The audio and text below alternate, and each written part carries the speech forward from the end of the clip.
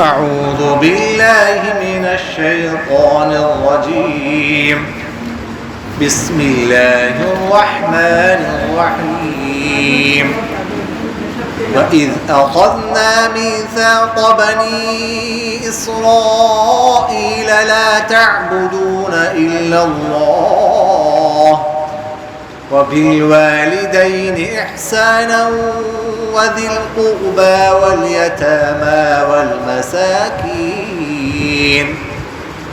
والمساكين وقولوا للناس حسنا وأقيموا الصلاة وآتوا الزكاة ثم توليتم إلا قليلا منكم وأنتم معرضون وإذ أخذنا ميثاقكم لا تسفكون دماءكم ولا تخرجون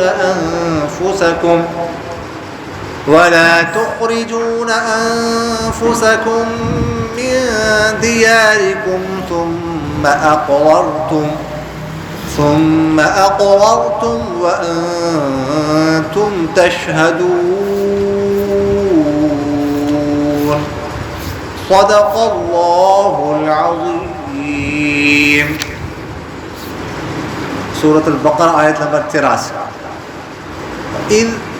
اور یاد کرو اس وقت جب اخذنا ہم نے لیا میثاق عہد بنی اسرائیل سے لا تعبدون الا اللہ تم مت عبادت کرنا مگر اللہ کی وبالوالدین احسانا اور والدین کے ساتھ حسن سلوک کرنا وذی القربى اور قریب رشتہ داروں کے ساتھ والیتامی یتیموں کے ساتھ والمساکین مسکینوں کے ساتھ بھی حسن سلوک کرنا وقولوا للناس حسنا وقول اور کہو للناس لوگوں سے حسن اچھی بات واقیموا الصلاۃ اور نماز قائم کر دو آتوا الزکاۃ اور زکوٰۃ ادا کرو ثم پھر تولیتم تم پھر گئے الا قلیلا منکم مگر تھوڑے سے لوگ تم میں سے نہیں پھرے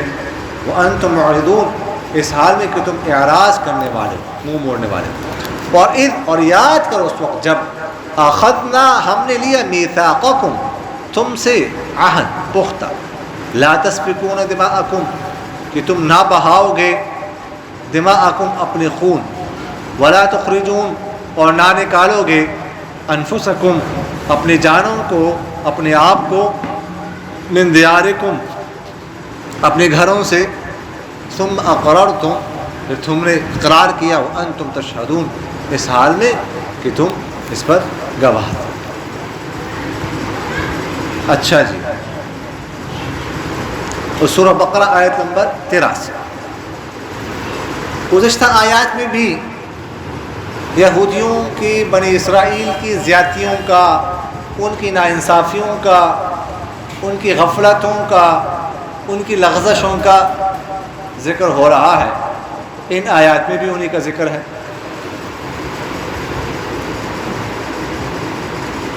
وہ کہا کرتے تھے پچھلی آیات میں کہ جنتی ہم سے صرف ہم ہیں بس وقالوا لن يدخل الجنة الا من كان هودا او نصارى کہ ہم صرف جنت میں داخل ہوں گے اور کوئی نہیں. آیت میں اللہ تعالیٰ بتاتے ہیں کہ جنتیوں کی نشانیاں کیا ہیں جہنمیوں کی نشانیاں کیا ہیں. پھر تمہیں اندازہ ہو جائے گا اے بنی اسرائیلیوں کہ جنتی کون ہے اور جہنمی کون ہے. اس آیت میں اللہ تعالیٰ فرماتے ہیں وَإِذْ أَخَذْنَا مِيثَاقَ جب ہم نے لیا میثاق کہتے ہیں وہ پختہ عہد پختہ وعدہ کسی بھی کام سے متعلق اسے میثاق کہا جاتا ہے. تو یہ پختہ عہد ہم نے کن سے لیا بنی اسرائیل سے لیا. کیا اب کیا باتیں ہوئی, کیا عہد لیا گیا ان سے؟ تو اسی کے بارے میں آگے تذکرہ ہے کہ لا تعبدون الا اللہ، کہ تم نہیں عبادت کرو گے مگر صرف اللہ کی۔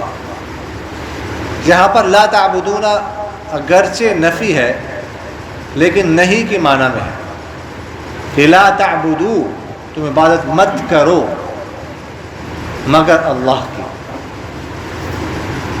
یہ اللہ کے سوا کسی اور کی عبادت نہیں کرنی۔ دیکھیے گا یہ 3 لفظ ہے، آپ لوگوں نے پہلے سنے ہیں، ان کو آپس میں خلط ملط نہیں کرنا، ان کو سمجھنے کی کوشش کیجیے۔ پہلے لفظ ہے عبادت، یہاں پر اللہ تعالیٰ نے عبادت کے لیے تم عبادت مت کرو۔ ایک تو یہ ذہن میں رکھیے گا کہ عبادت میں صرف نماز نہیں ہے، سارے جو اللہ کے احکام ہیں وہ سارے کے سارے اس میں شامل ہیں۔ نماز ہے، روزہ ہے، زکوٰۃ ہے، حج ہے، ایمان لانا ہے، بنیادی بات ہے، وغیرہ ذالک، اور جو حقوق ہے وہ ادا کرنا، سارے احکام میں شامل ہیں۔ دوسری بات یہ ہے کہ یہاں پہ میں نے آپ سے عرض کیا کہ 3 لفظ ہے، ایک ہے عبادت کا لفظ، ایک ہے اتباع کا لفظ، ایک ہے اطاعت۔ یہ 3 الگ الگ الفاظ ہیں اور ان کے معانی بھی الگ الگ ہیں، ان کو آپس میں مکس نہیں کرنا چاہیے، خلط ملط نہیں کرنا چاہیے۔ عبادت صرف اللہ کی جاتی ہے، اللہ کی عبادت ہو سکتی ہے، اللہ کے سوا کسی اور کی عبادت نہیں ہو سکتی۔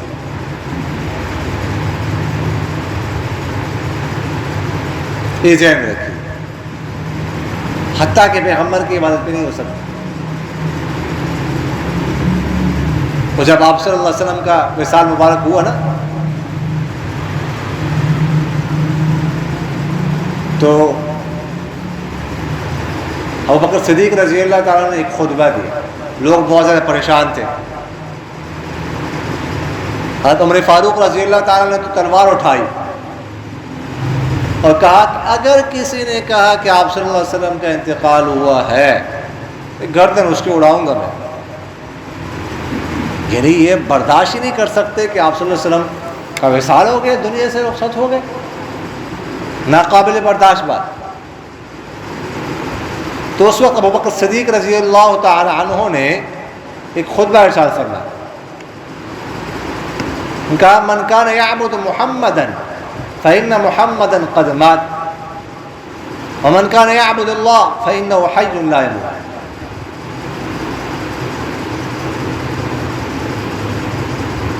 کہ جو محمد کی عبادت اگر کوئی کرتا تھا، آپ صلی اللہ علیہ وسلم کا تو انتقال ہو گیا، اور جو اللہ کی عبادت کرتا ہے اللہ زندہ ہے، موت نہیں آنے اللہ کا۔ یہ مطلب یہ ہے کہ تمہیں پریشان ہونے کی ضرورت نہیں ہے۔ آپ صلی اللہ علیہ وسلم تو کچھ عرصے کے لیے آئے تھے، ان کا تو وصال مبارک ہونا تھا، انتقال مبارک ہونا تھا، اور تم اللہ کی عبادت کرتے ہو، کوئی رسول کی عبادت تو نہیں کرتے تھے نا، عبادت تو تم اللہ کی کرتے ہو، اللہ کی کرنی تھی، تو اللہ زندہ ہے، اس لیے مایوس مت ہونا۔ تو عبادت تو صرف اللہ کی۔ دوسرا لفظ ہے اتباع۔ اتباع ہم آپ صلی اللہ علیہ وسلم کی کریں گے، اللہ کی اتباع ہم نہیں کر سکتے، اللہ کی اتباع ہم نہیں کر سکتے، اللہ کی عبادت کر سکتے ہیں، اتباع نہیں کر سکتے۔ اتباع کہتے ہیں آنکھیں بند کر کے کسی کے قدم بقدم، کسی کے نقش قدم پر چلنا۔ تو اللہ کی اتباع تو ہم نہیں کر سکتے۔ اللہ کی اتباع کیسے کریں گے؟ اللہ نہ کھاتا ہے نہ پیتا ہے، ہم کر سکتے ہیں ایسا؟ اللہ مارتا ہے جلاتا ہے، ہم کر سکتے ہیں ایسے؟ اتباع تو ہم صرف آپ صلی اللہ علیہ وسلم کی کریں گے۔ اور تیسرا لفظ ہے اطاعت۔ اطاعت جو ہے وہ ہم اللہ کی بھی کریں گے، اطیعوا اللہ واطیعوا الرسول، اطیعوا اللہ ورسولہ، من یطع اللہ ورسولہ، آیات ہے، اللہ کی اطاعت بھی کریں گے، رسول کی اطاعت بھی کریں گے، اور اپنے بڑوں کی اطاعت بھی کریں گے، اپنے بڑوں کی بھی مانیں گے، ان کی مان کر چلیں گے۔ اگلا جو لفظ ہے اور بالوالدین احسانا، کہ تم والدین کے ساتھ حسن سلوک کرو، یہی تو ذکر ہے۔ خاص کر پہلے اللہ تعالیٰ نے اپنی عبادت کا ذکر کیا، پھر اس کے ساتھ والدین کا ذکر کر دیا ساتھ ہی۔ تو مفسرین نے بات کی کہ اللہ نے اپنی عبادت کے ساتھ، اپنی عبادت کے بعد فوراً متصل بات والدین کے ساتھ حسن سلوک کا ذکر کیوں کیا؟ بڑی بحث موجود ہے۔ دیکھیے گا، اللہ نے ہمیں پیدا کیا، پیدا کرنے والا تو اللہ ہے، خالق اللہ ہے، لیکن ہماری پیدائش کا سبب کون بنے؟ والدین۔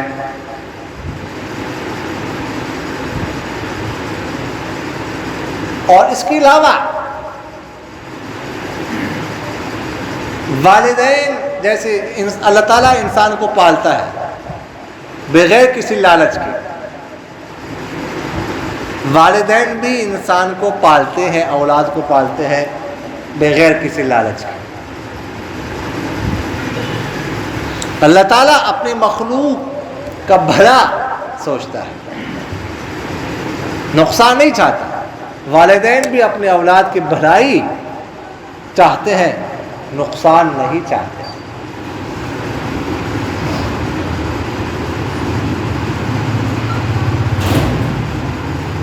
اور جیسے اللہ تعالیٰ چاہتا ہے کہ میرا بندہ ترقی کرے، اس طرح والدین بھی چاہتے ہیں ہماری اولاد ترقی کرے۔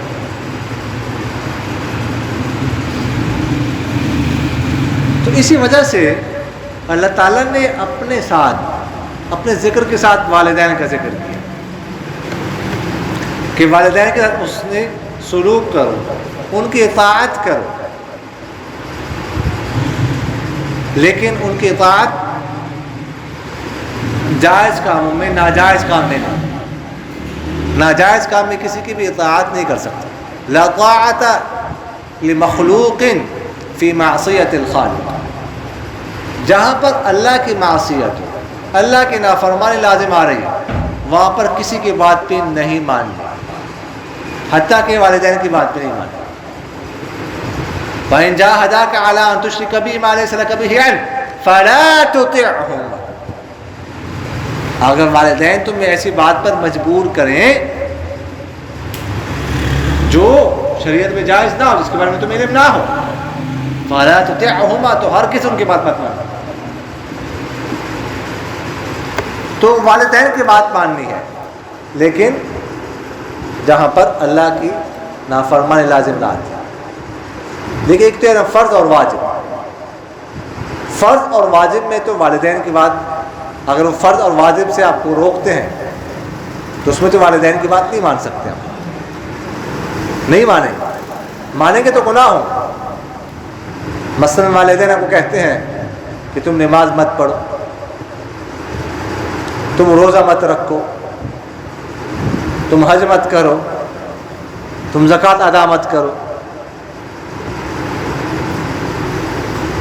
تو اس میں تو ان کی بات نہیں مانی۔ تو ایک تو فرض اور واجب،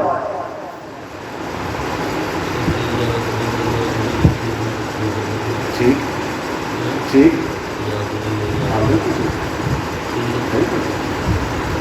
اچھا، تو یہ ان کی بات نہیں مانی۔ اور فرض اور واجب کے بعد سنت مؤکدہ ہے۔ تو سنت مؤکدہ کے بارے میں مثلاً جماعت کے ساتھ نماز پڑھنا، یہ کہ کبھی کبھار اگر وہ سنت مؤکدہ سے روکے تو کبھی کبھار تو ان کی بات مان لی جائے، اچھا اللہ خوش، لیکن ہمیشہ کے لیے سنت مؤکدہ والدین کی وجہ سے ترک کرنا یہ جائز نہیں۔ مثلا کبھی کبھار آپ کو والد نے کہا کہ جماعت کے ساتھ نماز مت پڑھو، میرا فلاں کام کرو، تو ٹھیک ہے، اب ان کی بات مانیں، بے شک ان کی خدمت کرے، جماعت کے ساتھ نماز نہ پڑھے، انفرادی نماز پڑھے، البتہ مستقل نہیں، مستقل ایسا. اور اس کے بعد سنت مؤکدہ کے بعد مستحب کا درجہ ہے. مستحب سے اگر والدین روکتے ہیں تو اس سے رک جائے، ان کی بات مانے، ان کی بات کو مستحب پر جو ہے نا ان کی بات کو ترجیح دے، یہ بہتر ہے والدین کی بات. لیکن باقی اگر گناہ سے آپ گناہ کا کام بھی کرتے ہیں آپ کو، تو اس میں نہیں. اور وہ بھی یہ بھی ذہن میں رکھیے گا کہ یعنی والدین کو آپ والدین کی بات تو نہ مانیں کسی گناہ کی بات میں، لیکن ان کے ساتھ سختی بھی نہ کریں، حسن سلوک سے پیش آئیں، اگرچہ وہ کافر کیوں نہ ہو، اگرچہ وہ مشرک کیوں نہ ہو، لیکن بات کرنی آپ نے نرم. سعد بن ابی وقاص رضی اللہ تعالیٰ عنہ کہ والدہ کے بارے میں آتا ہے، جب وہ اسلام لائے نا، ان کی والدہ کو پتہ چلا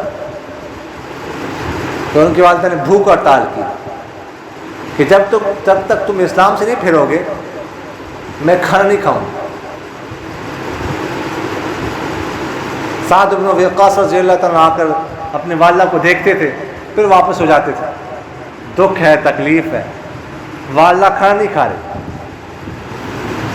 لیکن مطالبہ غلط ہے، بات غلط ہے.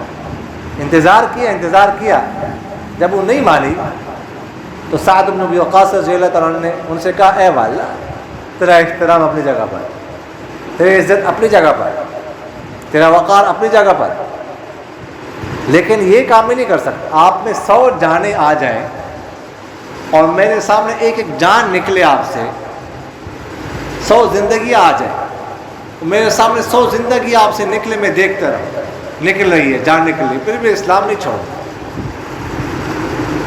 یہ کام نہیں کر سکتا.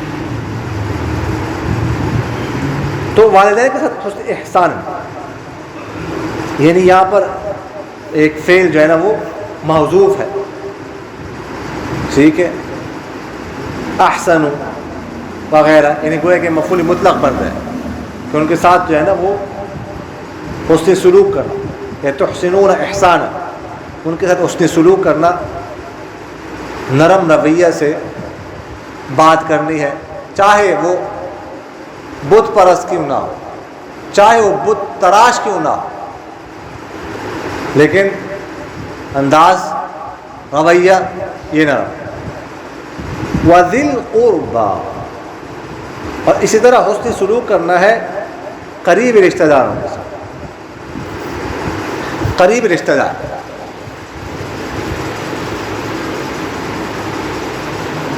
ذی القربى، یعنی ایسے رشتہ دار جس میں جو ماں باپ کے واسطے سے ہو، جو انسان کے ماں باپ کے واسطے سے ہو.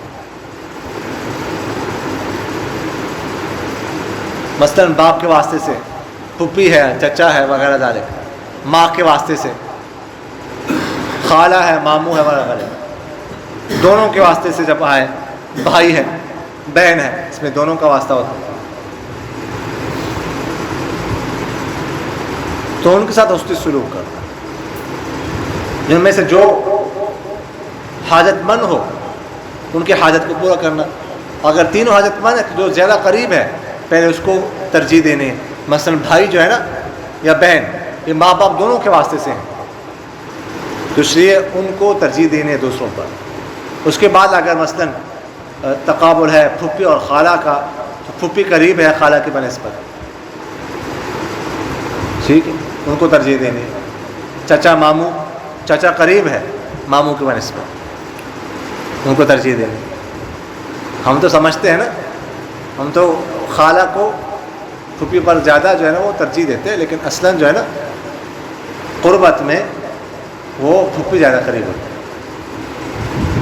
اگرچہ پرورش کا حق جو ہے نا وہ ادھر ہے، وہ الگ ایک بحث ہے، لیکن قرابت میں وہ زیادہ قریب ہے.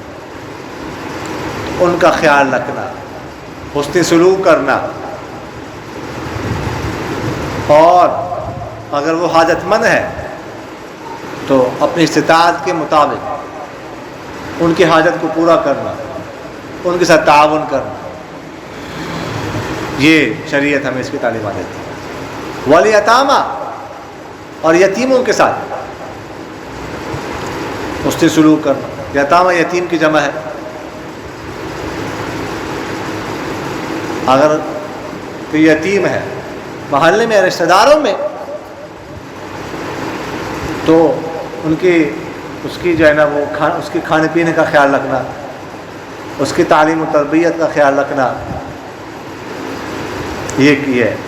دوسرا ہے کہ اس کے ساتھ اچھا سلوک کرنا، نرم رویے سے بات کرنا، سخت بات نہ کرنا۔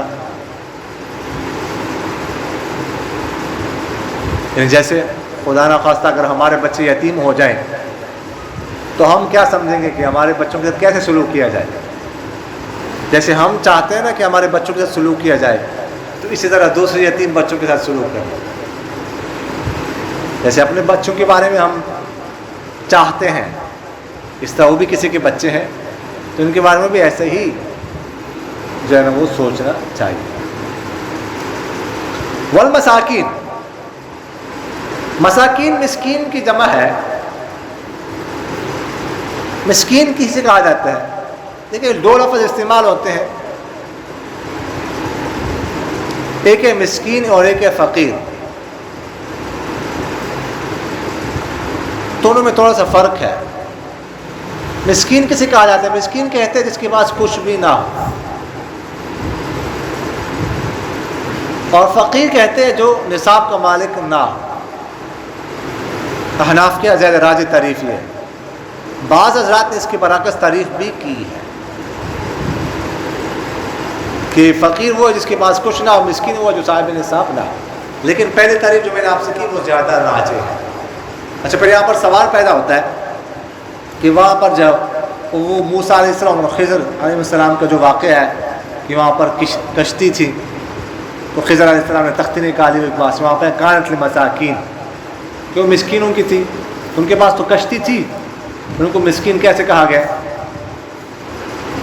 آپ کہہ رہے ہیں کہ مسکین وہ ہے جس کے پاس کچھ بھی نہ ہو، تو اس کا جواب یہ دیا گیا کہ کشتی اصل میں ان کی نہیں تھی، وہ کسی اور کی کشتی لے کر مزدوری کر رہے تھے، اس وجہ سے ان کو مساکین کہا گیا۔ مسکین تھے، ان کے پاس کچھ بھی نہیں تھا۔ تو مسکین وہ جس کے پاس کچھ نہ ہو، فقیر وہ جو صاحب نصاب نہ ہو۔ تو فرمایا کہ تم مسکینوں کے ساتھ بھی حسن سلوک کرو، تعاون کرو جتنا ہو سکے۔ پرسوں فیصل آباد میں ایک واقعہ پیش آیا، آپ حضرات نے سنا ہوگا کہ ایک شخص نے اپنی 2 بیٹیوں کا گلا کاٹ کر خودکشی کر لی۔ سنا ہے کہ نہیں سنا؟ بہت المناک واقعہ ہوا، اور بیٹیاں بھی کوئی 2 سال 3 سال 4 سال 5 سال کے نہیں تھی۔ ایک بڑی بیٹی وہ 16-17 سال کی تھی، اور ایک بیٹی 10 سال کی تھی۔ اب 16 سال کی بچی ہو، جوان بچی، اس کا گلا کاٹنا یہ کوئی آسان کام ہے؟ جوان بچی ہے، لیکن شاید فرسٹ ایئر میں پڑھ رہی تھی، میٹرک فرسٹ ایئر میں پڑھ رہی تھی۔ اس نے کتنی مزاحمت کی ہوگی، وہ کتنی چیخی ہوگی، اس نے کتنے ہاتھ پاؤں مارے ہوں گے، اس کو کتنی تکلیف ہوئی ہوگی، اور اس سے زیادہ تکلیف اس کے والد کو ہوئی۔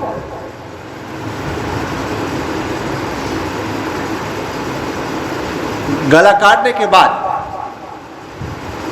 اس نے 2 پرچیوں پہ تحریر لکھی ہے، وہ تحریر جو لکھی ہے وہ بھی خون سی رنگین ہے، کیونکہ گلا کاٹا ہے 2 بچیوں کا، خون ہاتھ پہ لگا ہو، تو اس وقت اس نے لکھا ہے کہ میں اس طرح تنگ آ گیا ہوں، مالک کے مکان مجھے تنگ کر رہا تھا، انہیں مالی تنگی کی وجہ سے اس نے کام کیا، میرا سامان جو ہے نا وہ عیدی ویلفیئر کو دیا جائے، ہمارے کفن دفن کے انتظام ان کے حوالے کیا جائے، اور اس طرح 1-2 وائس میسیجز اس نے کسی کو کیے ہیں۔ کہ میں نے ان کا گلا کاٹ دیا دونوں کا، اور میں اب خود بھی خودکشی کرنے لگا ہوں. یہ وائس میسج ہے. اس کے بعد اس نے خود بھی خودکشی کر لی. کتنا المناک واقع ہے کہ جب سامنے آتا ہے نیند نہیں آتی. یہ بات سامنے جب آ جاتی ہے، اس نے جو کیا ہے یہ تو ظاہر بات ہے کہ اس نے بہت غلط کیا. ایسے تو بالکل نہیں کرنا چاہیے.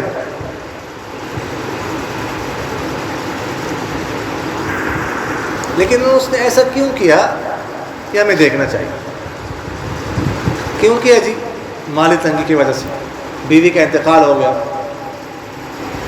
اور کوئی ملازمت وغیرہ مل نہیں رہی، تنگ آ کر اس نے ایک کام کر دیا. یہ یعنی ایک پہلی دفعہ ایسا نہیں ہوا، پہلے بھی ہوتے رہتے ہیں. جی دیکھیے گا، مسلمان جو ہے مسلمان، اس کے پاس تو تسلی کا بہت بڑا سامان موجود ہے. مسلمان اللہ کی رحمت سے مایوس نہیں ہوتا. إِنَّهُ لَا يَيْأَسُ مِن رَّوْحِ اللَّهِ إِلَّا الْقَوْمُ الْكَافِرُونَ. اللہ تعالیٰ کی رحمت سے مسلمان نہیں، صرف کافر مایوس ہوتا. جب مسلمان پر کوئی تنگی آ جائے، مشکل حالات پیدا ہو جائے، تو اس کے ذہن میں یہ ہو کہ اللہ کی طرف سے ہے، اللہ کا فیصلہ ہے اور اس پر مجھے ثواب ملے گا، اجر ملے گا، اس کو برداشت کرو، ثواب ملے گا. انبیاء پر کتنی مصائب تکلیف آئی ہے. آپ صلی اللہ علیہ وسلم کی حدیث مبارک ہے، اشد الناس بلاء الانبیاء ثم الامثل فامثل. آپ صلی اللہ علیہ وسلم نے ارشاد فرمایا کہ لوگوں میں سے سب سے زیادہ تکلیف انبیاء علیہ السلام پر آئی ہیں. ثم الامثل فامثل، پھر انبیاء کے جو قریب ہوگا اس پر تکلیف مصائب آئیں گی. انبیاء نے برداشت کی ہے،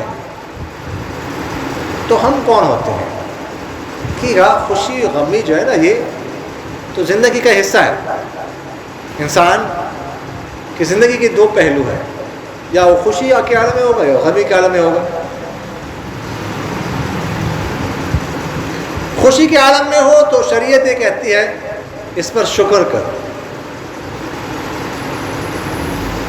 غمی کی حالت ہو اس پر صبر کر.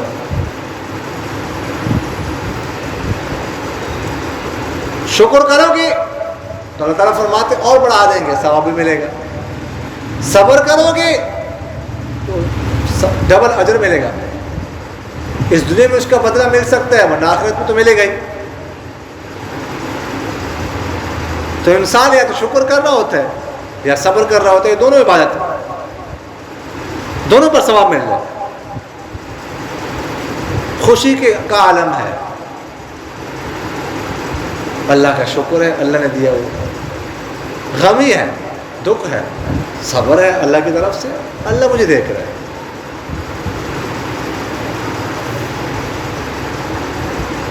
اللہ کی تقدیر پر راضی رہنا بہت زیادہ ضروری ہے.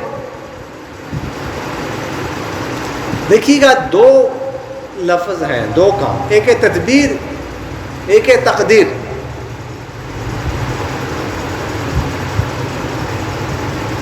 تقدیر جو ہے نا، یہ تب ہوتی ہے جب کام ہو جائے، اس کے بعد اس کو تقدیر پر چھوڑنا. یعنی کام ابھی ہوا نہیں ہے، کوئی یہ کہہ دے کہ بس جو اللہ نے لکھا ہے وہی ملنا ہے، بس ہاتھ پہ ہاتھ رکھ کر بیٹھ جاؤ.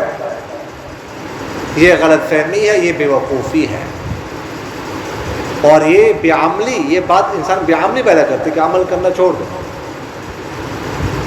نہیں، تقدیر پر تب چھوڑو تب وہ کام ہو جائے. ابھی تک کام ہوا نہیں، تدبیر اختیار کرو، اسباب اختیار کرو. یہ کام میں نے کرنا ہے، اس طریقے سے کرنا ہے، یہ اسباب اختیار کر کے کروں گا. پھر جب وہ کام ہو جائے، ابھی تقدیر ہے، اب وہ شکر اللہ کا فیصلہ ہے. اللہ جو بہتر سمجھتے ہیں وہ کرتے ہیں. کافر کے پاس یہ سامان نہیں ہے تسلی کا. مسلمان جب یہ سوچتے ہیں تسلی ہوتی ہے. ڈاکٹر نے میڈیسن لکھی تھی, بچہ مر گیا. اب کافر تو یہ کہے گا کہ بچے ڈاکٹر نے مار دیا, ڈاکٹر کے خلاف جو FIR کٹوانی ہے, رپورٹ درج کروانی ہے. مسلمان یہ کہتے ہیں اللہ کی تقدیر, اللہ کا فیصلہ. جب یہ مسلمان سوچتا ہے تو انسان کو تسلی ہوتی ہے, بہت بڑی تسلی ہوتی ہے. ایک سکون سا انسان کو ملتا ہے. اللہ کی تقدیر پر راضی رہنا بہت ضروری ہے. یہ مساکین کا میں نے لفظ ذکر کیا ہے. مساکین سکون سے نکلا ہے. یہ سکون میں ٹھہرا ہوتا ہے نا, تو وہ ہے کہ مالی تنگی نے اس کی نقل و حرکت کو روک دیا. تو ایسے ہمارے معاشرے میں بہت سارے لوگ موجود ہیں. بعض ایسے سفید پوش لوگ ہوتے ہیں جو کسی کے سامنے اپنی حاجت رکھتے نہیں ہیں, حاجت مند ہوتے ہیں. تو ہمیں ایسے لوگوں پہ نظر رکھنی چاہیے, ہمدردی کرنی چاہیے. اب یہ جو واقعہ جہاں پر ہوا ہے, اگر ماہانہ فی گھر 500 روپے بھی جمع کرتے تو کیا بوجھ پڑنا تھا لوگوں پہ, اور یہ نوبت نہ آتی. ایسے لوگ بھی موجود ہوں گے جو ان کا پورا گھر کا خرچہ برداشت کر سکتے تھے, نہیں کیا, مجبور ہو کر اس نے ایسا اقدام کیا, کیونکہ نہیں کرنا چاہیے. اس سے ارد گرد لوگوں پہ نظر رکھیں, اور ایسے لوگ جو آپ کی نظر میں ہو وہ یہ نہ سمجھے کہ وہ مجھے اپنی حاجت بتائیں گے تو میں ان کا تعاون کروں گا, یہ نہ سمجھے. از خود جا کے ان کے ساتھ تعاون کریں, ورنہ ایسے واقعات رونما ہوں گے. اب قیمتی جانیں ضائع ہو گئے 3, صرف کس وجہ سے؟ مالی تنگی کی وجہ سے. پڑوسی تو اگر کافر بھی ہو, کافر کہتے ہیں نا 3 طرح کے پڑوسی ہیں. ایک پڑوسی وہ جو مسلمان بھی ہے, رشتہ دار بھی ہے. تو مسلمان ہونے کا بھی حق ہے, رشتہ داری کا بھی حق ہے, پڑوسی کا بھی حق ہے.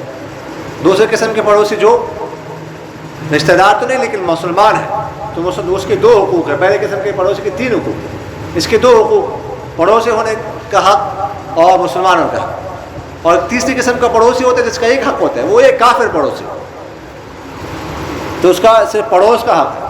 کافر بھی ہونا پڑوس میں, اس کا بھی حق ہے, اس کے ساتھ بھی اس نے سلوک کرو. گھر میں کچھ پک جائے, کچھ پکاؤ, اس کے پاس بھیجو, اس کو اپنے کھانے میں شریک کرو, اس کو اپنے ساتھ شریک کرو. مالی تنگی ہے, مالی معاونت کرو, تعاون کرو, ثواب ملے گا. کافر کے ساتھ احسان کرنے پر ثواب ملے گا. کافر کے ساتھ احسان کرنے پر چھ جائے کہ مسلمان ہو اور ہمیں پرواہ نہ ہو. اس لیے ایسے سخت دلی کا مظاہرہ نہیں کرنا چاہیے. اپنے ارد گرد لوگوں پہ نظر رکھنے چاہیے اور لوگوں کو ترغیب دینی چاہیے. اور ایسے لوگ اگر کسی علاقے میں رہ رہے ہوں, کچھ لوگ مل کر اس طرح کے جو ہے نا وہ ایک تنظیم گروہ بنا کر وہ ان کا خرچہ برداشت کریں. جو صاحب استطاعت لوگ ہوں ان سے جمع کر کے راشن وغیرہ ان کے گھر تک, کرایہ وغیرہ ان کے گھر تک خود بہت پہنچائیں, اس کا خیال رکھیں. تو یہ مساکین سے یہ بات نکلی. وقولوا للناس حسنا, اور فرمایا کہ تم کہو لوگوں سے اچھی بات. یعنی پہلی بات تو یہ ہے کہ تم ان کے ساتھ مالی معاونت کرو, تعاون کرو. اگر یہ نہیں کر سکتے وقولوا للناس حسنا, تو پھر کم سے کم اچھی بات تو کہہ سکتے ہو نا, اچھی بات ہی کہو. یار کسی کو تم تسلی دو گے زبان سے بھی بہت بڑی چیز ہے. زبان سے کسی کو تسلی دو, اطمینان دلاؤ, یہ بہت بڑی چیز ہوتی ہے. ایک دفعہ تھانوی رحمہ اللہ کے بارے میں آتا ہے نا کہ ان کو کوئی بیماری تھی تو وہ ان کے خادم تھے، ان سے کسی ڈاکٹر نے ان کے سامنے تذکرہ کیا کہ بہت سخت بیماری ہے، بچ نہیں سکتے. تو تھانوی رحمہ اللہ کے سامنے وہ خادم آیا، اس نے ڈاکٹر کی بات ان کو بتا دی. تو تھانوی رحمہ اللہ کو غصہ آیا، کہا آپ ادھر جا کے پھر آؤ اور مجھے کہو کہ نہیں کوئی مسئلہ نہیں ہے، کوئی بڑی بیماری نہیں ہے، ٹھیک ہو جاؤ. تو وہ ادھر گیا، پھر آیا، یہ بات کہہ دی. تھانوی رحمہ اللہ خوش ہو گیا، خوشی کے اثرات میں آیا. تو یہ جو بات کہی جاتی ہے نا زبان سے، اس کا بڑا اثر ہوتا ہے. ہم اس کو معمولی سمجھتے ہیں، نہیں، اس کا بھی اثر ہوتا ہے. تو یہ فرمایا کہ تم اچھی بات، حسن سلوک، اچھے اخلاق سے پیش آؤ.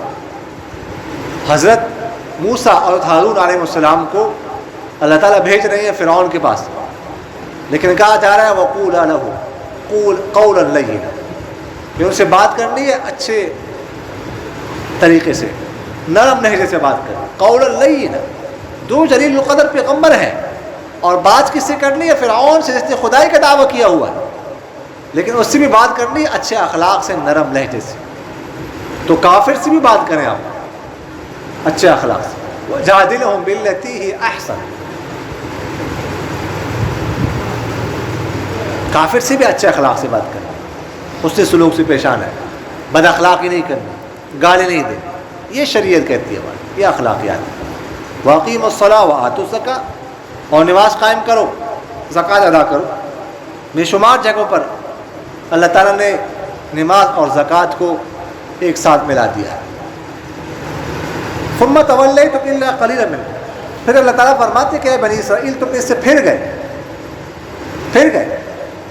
تھوڑے سے لوگ ایسے تھے جو اس پر قائم رہے، باقی سارے تم پھر گئے تمام باتوں سے.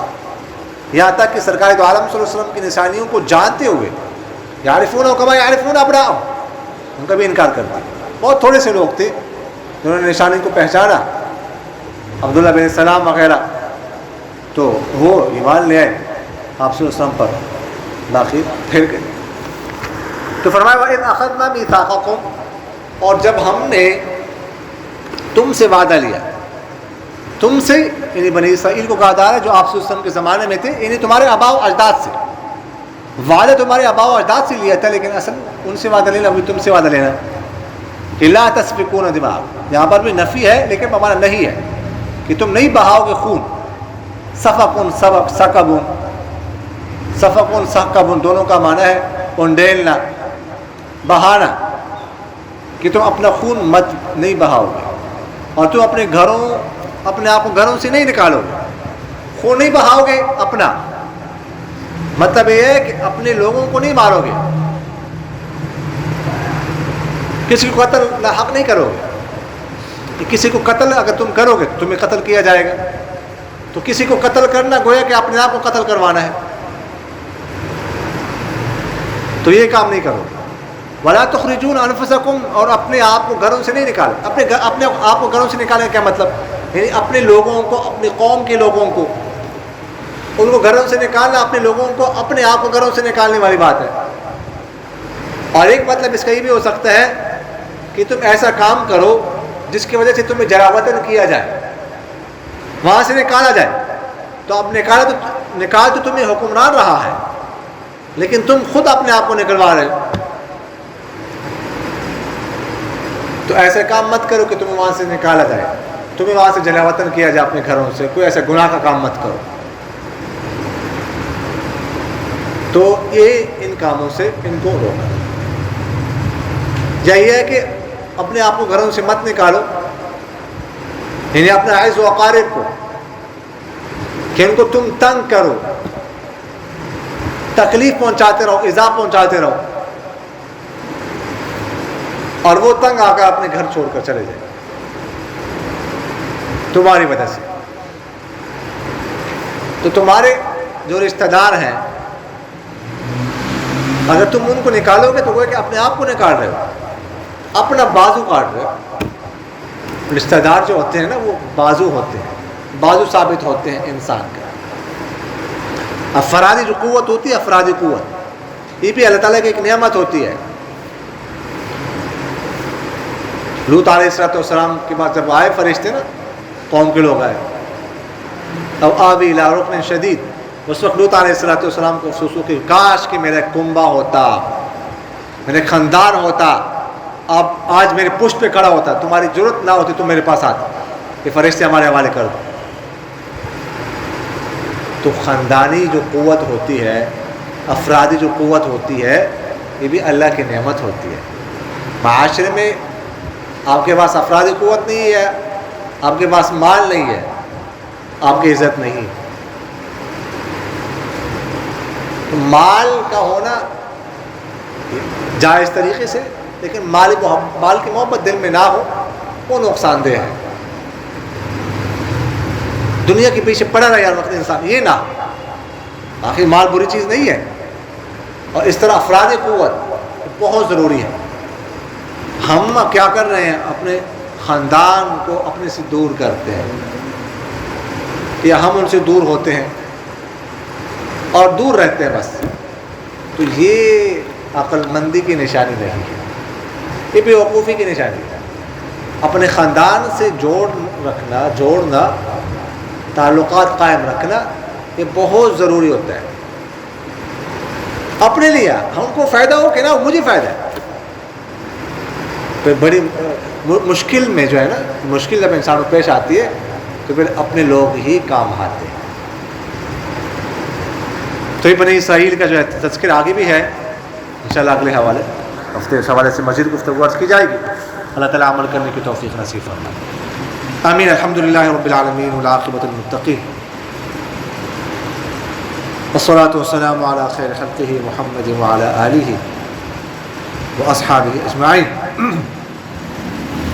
اللهم حبب إلينا الإيمان وزينه في قلوبنا وكره إلينا الكفر والفسوق والعصيان وجعلنا من الراشدين وجعلنا من المتقين وجعلنا من الفائزين وجعلنا من المحسنين وجعلنا من المهتدين وجعلنا من الصابرين وجعلنا من الشاكرين وجعلنا من المنفقين وجعلنا من الصادقين وجعلنا من المستغفرين وجعلنا من الصائبين وجعلنا من ورثة جنة النعيم وجعلنا من الذين إذا أحسنوا استبشروا وإذا أساءوا استغفروا وجعلنا لسان صدق في الآخرين۔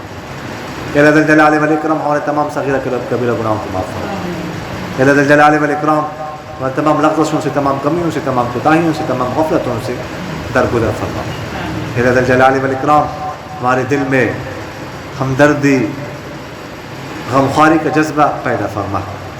یا اللہ ذی الجلال والاکرام ہمیں اپنے کلام پر پاک کی فہم و سمجھ نصیب فرما، اس کو پڑھنے کی، اس میں غور و فکر کرنے کی، تدبر کرنے کی توفیق نصیب فرما۔ یا اللہ ذی الجلال والاکرام مسلمانوں کا آپس میں اتفاق اتحاد نصیب فرما۔ یا اللہ ذی الجلال والاکرام مسلمانوں کی آپس میں کہ عداوت کو، دشمنی کو دور فرما۔ یا اللہ ذی الجلال والاکرام ہم سب کو ہدایت نصیب فرما۔ سبحان ربک رب العزة عما یصفون وسلام علی المرسلین والحمد للہ رب العالمین، آمین یا رب العالمین برحمتک۔